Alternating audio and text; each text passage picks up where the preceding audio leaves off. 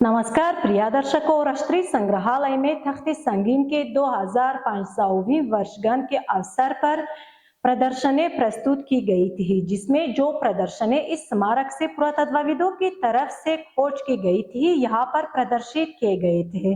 सिकंदर माह के एशिया बीच पर जीत के बाद इस इलाके में स्थायी संस्कृति और यूनानी संस्कृति का मेल हुआ था, जिसका एक नमूना कोरा की प्रतिमा है।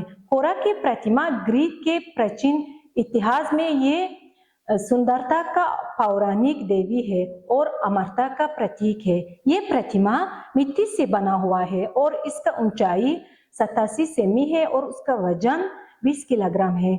इसका यूनानी का कपड़ा अच्छी से लग रहा है और इसकी लाल पट्टी भी दिखाई देती है।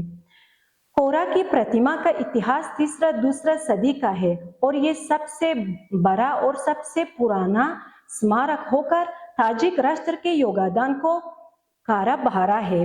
प्रिय दर्शकों, यदि आप तख्त संगीन के दूसरे प्रदर्शनियों के बारे में जानना चाहते हैं, विशेष रूप से कोरा की प्रतिमा के बारे में जानना चाहते हैं, तो राष्ट्रीय संग्रहालय में आपका स्वागत है।